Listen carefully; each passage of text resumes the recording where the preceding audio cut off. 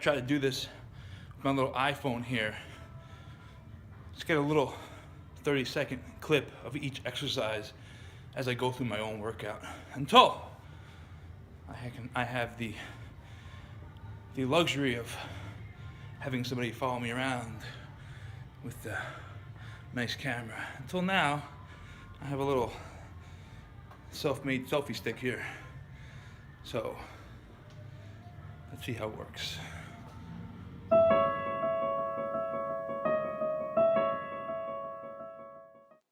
What's up, Amp Nation?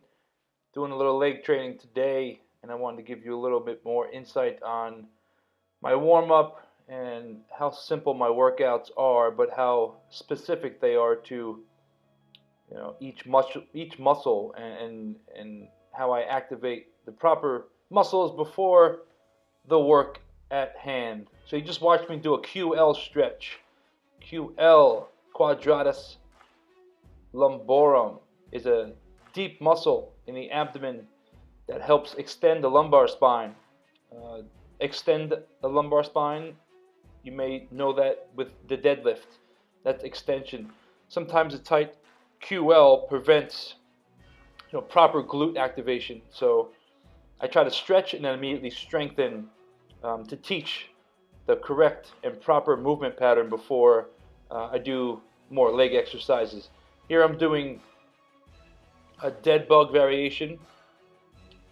Dead bug helps as it teaches you to isolate movement at the hips and shoulders without using your spine. Tight hips prevent, tight, lower body movements. So glutes aren't being activated properly. And this teaches me to just, control my core and get my hips and shoulders to move freely without having to use my spine. So this is a variation of a dead bug. Obviously you want to keep opposite hand and knee stable while using the other side to activate. Lower back is flat, tucking the pelvis underneath, scrunching the abs, working on that core stability.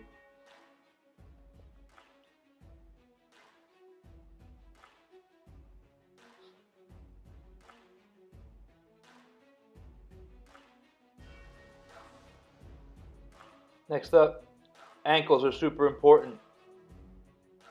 Tight calves and poor ankle mobility will limit your squat and any lower body exercise and prevent you from doing the exercise properly. I know that because of my injuries that I'm working through.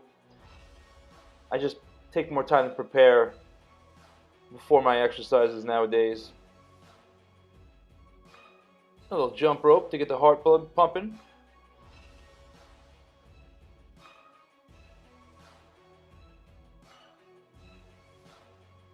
I know you enjoy my jump roping skills.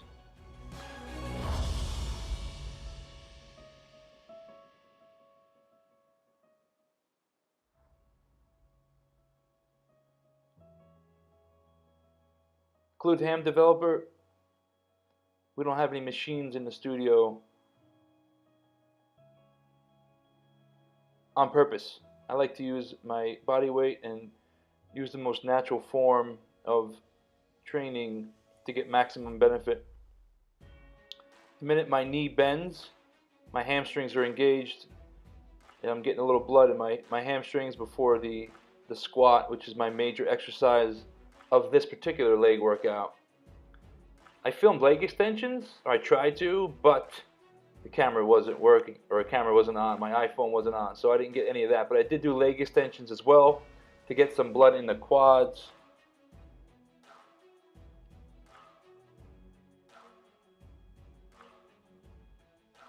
Trying to get myself back in the squat game. Took some time off to get my injuries kind of solved, or at least handled, and now I'm trying to work on some technique. I use a low box here, literally taking tension off and then trying to keep my core engaged as I drive through the movement.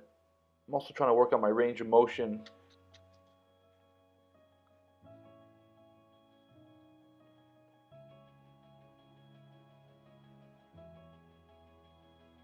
Box is a good training tool to, practice pushing your hips back and getting the right depth of the squat that you're looking for.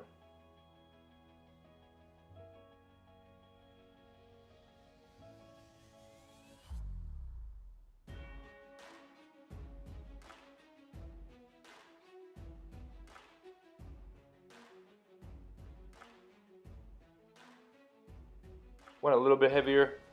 I didn't go any heavier than 225 this particular day.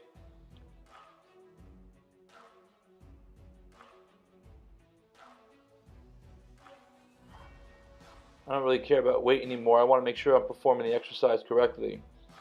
And then, when I feel comfortable and I don't have any injuries or my form is correct, I'll start adding weight.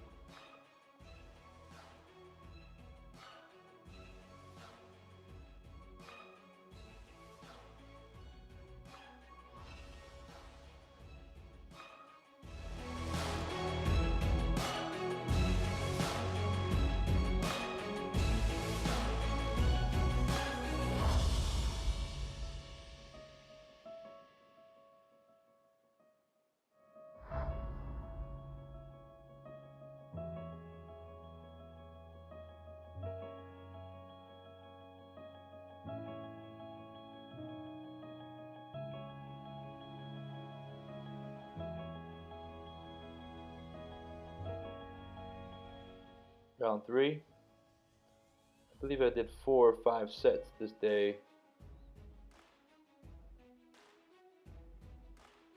Again, working on feeling the muscle throughout the movement, not just pushing the weight just to push the weight. This set, I wanted to give myself a little challenge and not use the box, but try to go as low as I possibly can while maintaining neutral spine. You can see at the very end I still have a little butt wink. I'm below parallel, and it's okay not to be below parallel. Like a few of these reps I should have stopped probably, but I felt good and I wanted to push it. So use your own judgment. Be mindful of it.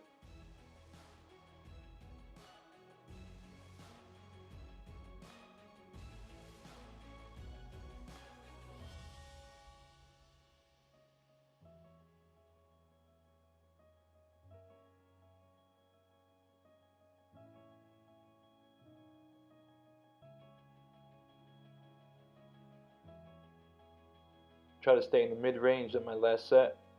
Just keep those quads and hams burning. Also stay in control throughout the movement.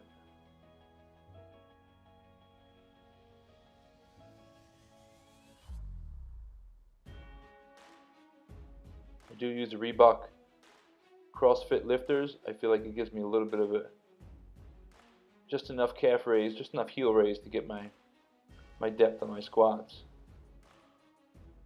And certainly not least, I did a little stiff-legged deadlift. Reason why I hold the yoga block in between my knees is I feel like it helps me keep my hips square, for one. Also activates my inner thigh, my adductors, keeps me in a good neutral position and get a little bit more work out of it. My piriformis and my glutes tend to get really tight, so my hips want to rotate out, and this keeps my hips nice and square. Forces me to engage everything, including my core and inner thigh.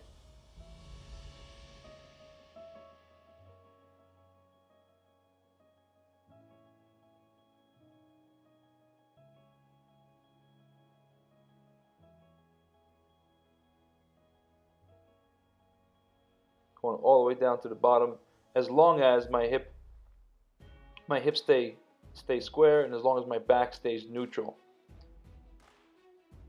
It's a great exercise, but if you curve your spine or tuck your butt underneath. It could be very dangerous for your back. See how straight my back is? I could have actually tucked my chin a little bit and made my head a little bit more neutral.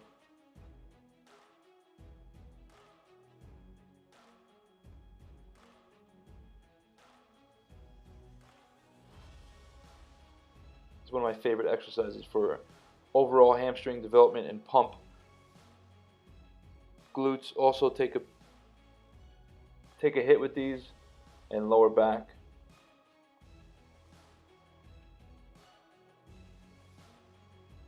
And I used to never ever think about doing something like this, but now I see the importance of it, and it's a very isolated movement. Call them airplanes or hip external rotators for the glutes. You can see I'm coming in, pointing my toe in, and then pivoting on the way out. Obviously do both sides.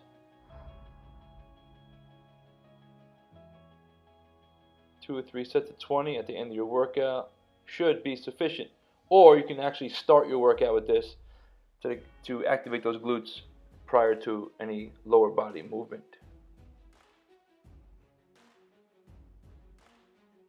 That's a wrap, folks. Leg training. Complete leg training.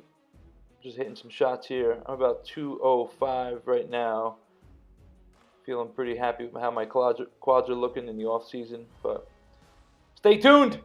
More videos to come. Like, subscribe, comment. And tell me what you want to see more of. Thank you for watching.